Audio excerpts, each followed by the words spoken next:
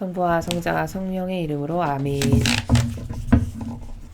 하늘을 우러러 사랑을 하느님 아버지 뜻 안에서 스승이신 예수님과 도움이신 성령님과 사랑을 성모님과 성요새 아버지와 성미카엘 대천사와 하늘의 모든 거룩한 천사들과 성인들의 정보를 청하며 기도드립니다.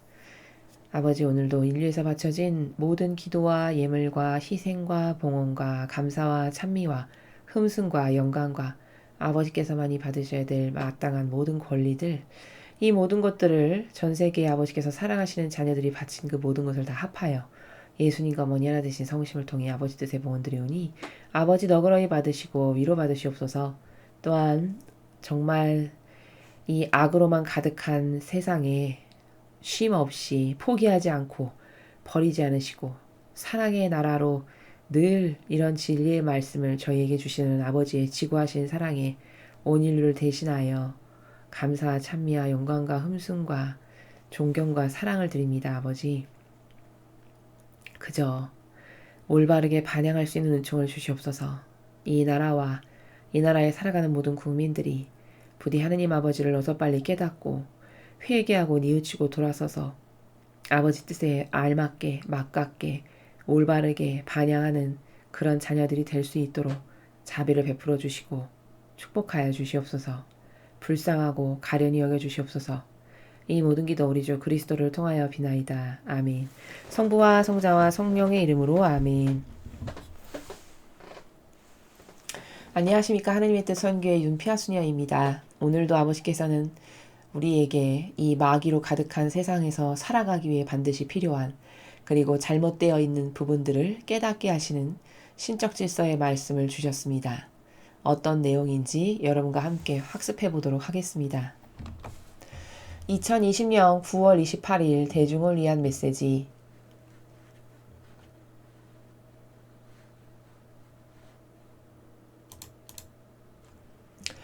저 모리는 또다시 하느님 아버지의 성심이라고 알게 된 큰 불꽃을 봅니다. 하느님 아버지께서 말씀하십니다.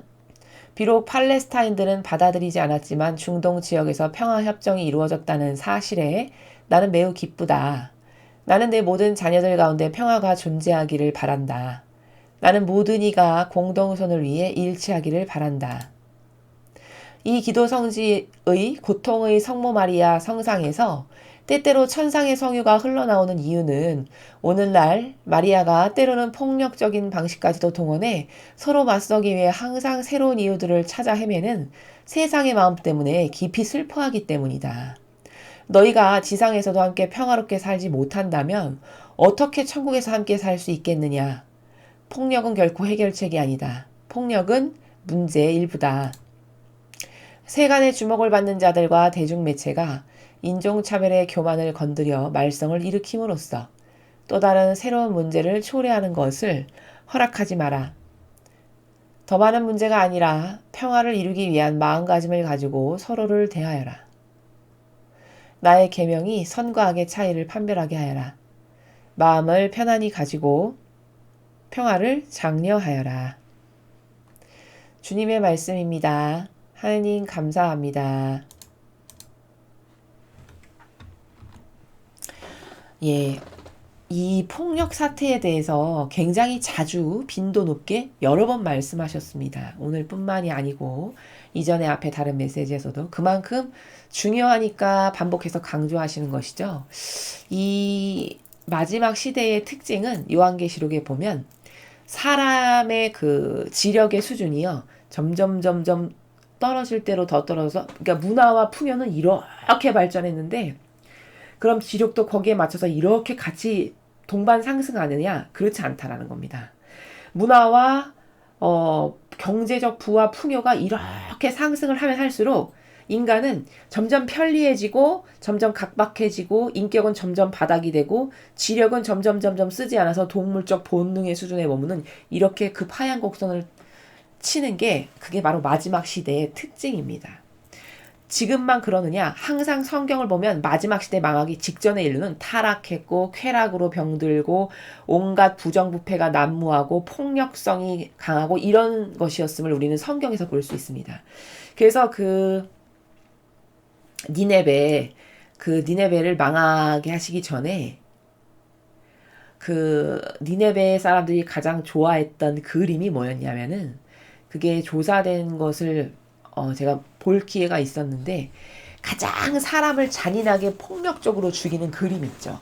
그게 가장 고가로 팔리는 그림이었다고 합니다.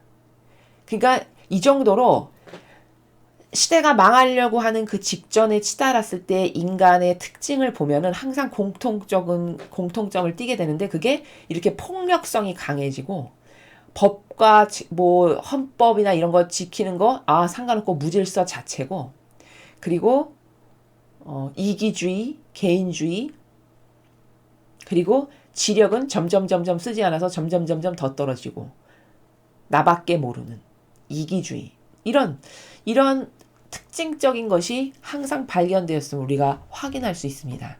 지금의 시대도 똑같다는 거죠.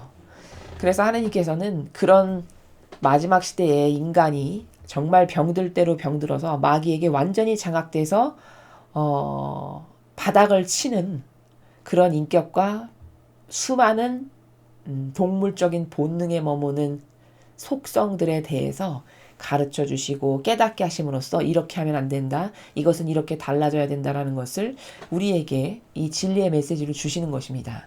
그래서 여기 첫 번째 보시면요. 비록 팔레스타인들은 받아들이지 않았지만 중동 지역에서 평화협정이 이루어졌다는 사실에 나는 매우 기쁘다. 저거는 무슨 말씀이냐면 저희 메시지를 꾸준히 들으신 분들은 아마 이해를 하실 겁니다. 그 트럼프 대통령이 중재를 해서 2020년 8월 13일에 이스라엘과 아랍에미리트 연합국 간의 완전한 외교 관계를 우리는 다시 정상화한다. 한쪽은 유대교고 이쪽은 이슬람교잖아요. 완전 원수지간이죠.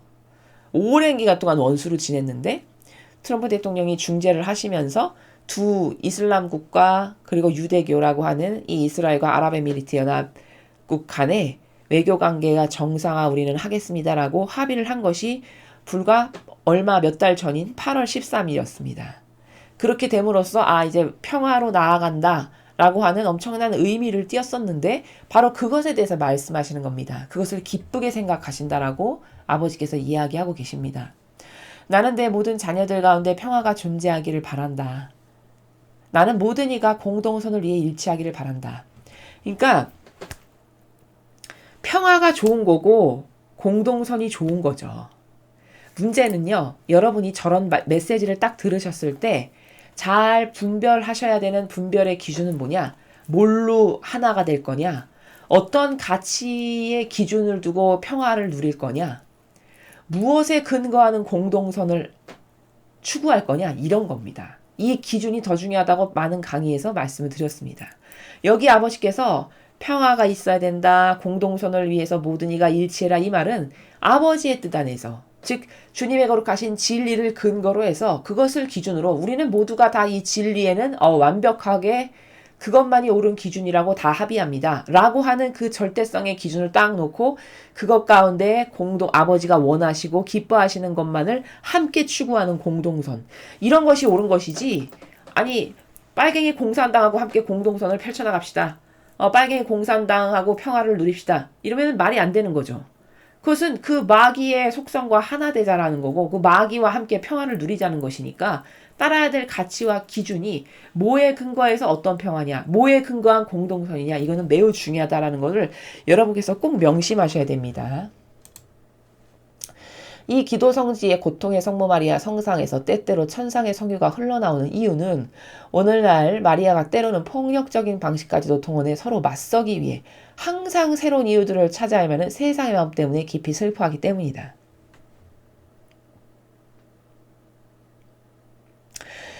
이 미국의 폭력 사태가 벌어진 것은 여러분도 잘 아시다시피 인종차별 문제가 대두되면서부터죠.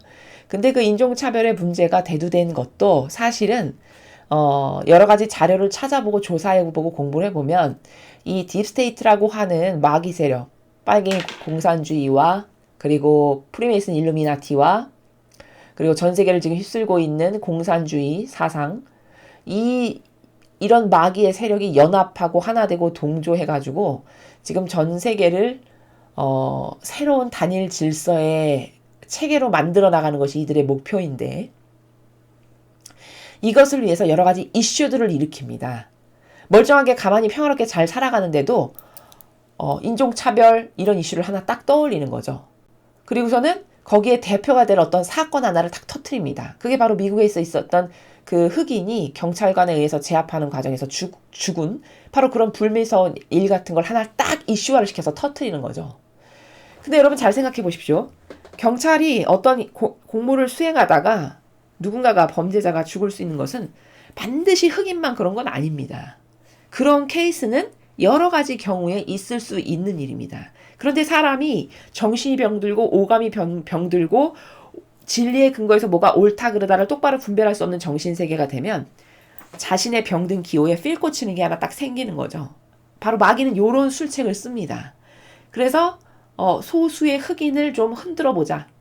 그 흑인들에게 반감을 갖게 하자. 이렇게 해서 미국의 폭력 사태, 특히 그 흑인이 죽은 그 사건을 탁 이슈화시켜서 터뜨리면서 그때부터 이제 막 폭력이 거세게 미국 전역을 들고 일어나게끔 한 이런 사건인데, 이것은 따지고 보면은 그게 정말 사회의 문제여가지고 그걸 해결하지 않으면 안 되는 어떤 주님의 진리 안에서의 공정과 정의로움 때문에 이 일이 있는 것이 아니고, 이것은 정치적으로 그 미묘한 것을 건드리고 터트림으로써 자신들이 어떤 이익을 취하기 위한 한 집단의 의도된 행동이다라는 겁니다.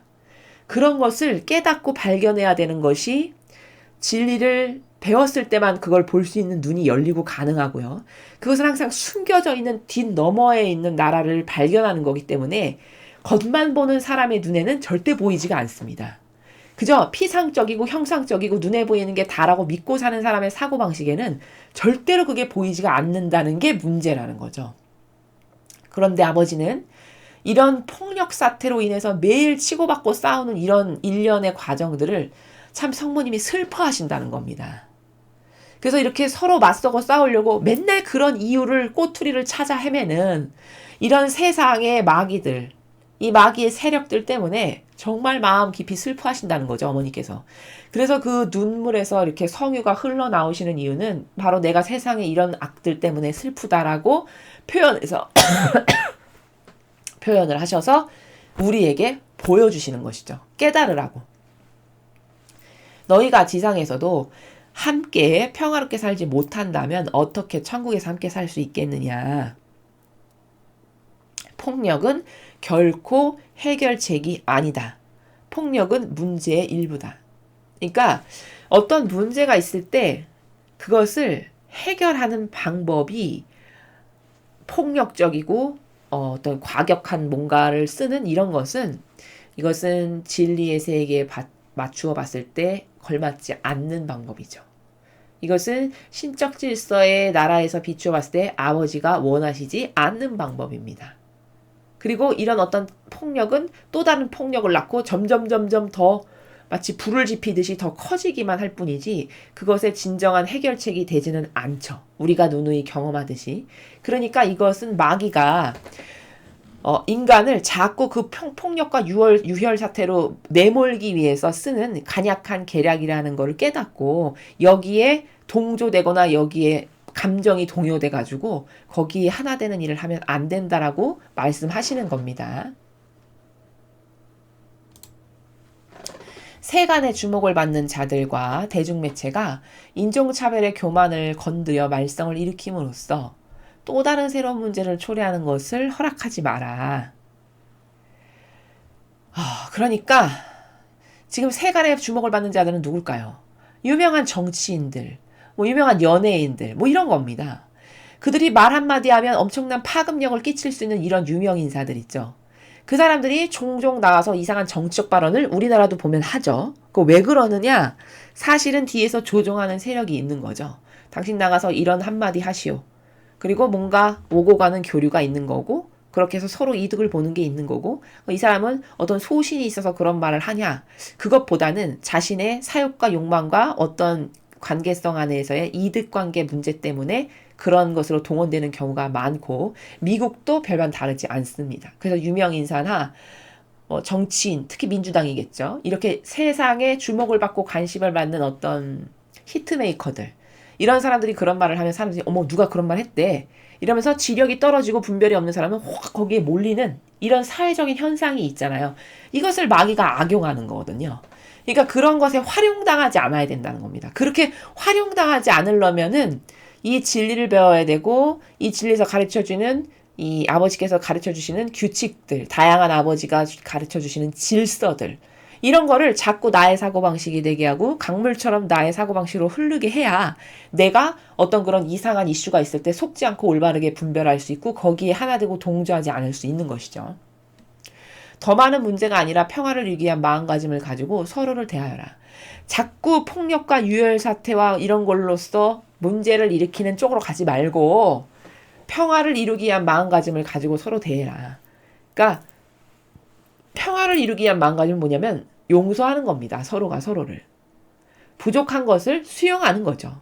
나도 부족하니 이 사람의 부족함도 수용해야지. 이런 마음과 정신의 나라. 그렇게 해서 그런 마음가짐을 가지고 서로를 수용하고 받아들이는 이런 자세와 정신이 필요하다라고 가르쳐 주시는 것이고 나의 계명이 선과 악의 차이를 판별하게 하여라. 마음을 편안히 가지고 평화를 장려하여라. 그러니까 결론은 이겁니다. 마지막에 말씀하시는 이게 바로 결론인데 선과 악의 차이를 판별을 해야 우리가 어떤 거를 결정할 거잖아요. 이걸 결정할지 이걸 결정할지 세상의 모든 일은 결정하는 건데 따지고 보면 그럼 결정을 하려면 어떤 기준이 있어야 되죠. 그럼 그 가치 기준에 따라서 나는 이걸 가질래. 나는 이걸 할래. 난 이걸 지지할래. 이렇게 할 텐데 그 결정하는 기준이 옳은 게 세상에는 없다는 거죠. 그리고 대다수의 사람은 어떤 것을 결정할 때 뭘 기준으로 결정하나요? 자기 기호. 내가 맞다라고 생각하는 거. 내 정서. 그쵸? 내가 좋아하는 나의 감성. 다 이런 걸로 기준 설정을 하고 이런 걸로 뭔가를 선택합니다. 근데 누누이 말씀드리지만 자신의 기호와 정서가 진리입니까, 여러분? 여러분이 옳다라고 생각하는 자신만의 선이 그게 진리입니까? 그렇지 않다는 거죠. 그럼 거기는 여러분이 깨닫지 못해서이지 오류가 반드시 존재한다는 겁니다. 자기는 자기에게 항상 관대하죠. 나라는 존재는 나에게 항상 관대하기 때문에 내가 무엇을 결정할 때 나의 기준이 틀렸다라고 생각조차 못하는 겁니다. 이게 함정이에요. 인간의. 그러면 마치 이런 거죠. 기호가 병들어서 어떤 사람이 초콜릿만 좋아합니다. 이를테면. 그러면 그 사람은 먹을 것을 무엇을 골라야 되는 그런 취사 선택의 결정에 처했을 때 항상 초콜릿이 들어간 것만 선택할 수밖에 없죠. 그러면 그 초콜릿이 들어간 것만 선택하는 그 사람은 결국에는 건강에 문제가 생겨서 죽을 수밖에 없는 운명이지만 자신이 그렇게 계속 그것을 추구하면 죽을 거라는 것을 별로 그렇게 심각하게 받아들이거나 인식하지 못한다는 겁니다. 이게 병든 기호의 심각한 문제예요. 그리고서는 뭐를 보기만 하면 보는 족족 즉시 내가 좋아하는 초콜릿이 들어간 것을 계속 고를 거니까 그 사람은 죽는 날까지 결코 자신에게 사실은 그걸 고르면 해가 되고 악독한 거고 자기 육을 죽이는 건데 그것도 모르고 그것을 계속 골라대는 이 프레임에 갇힌 거죠. 그러니까 인간의 기호나 정서라는 거는 바로 이런 것들이거든요.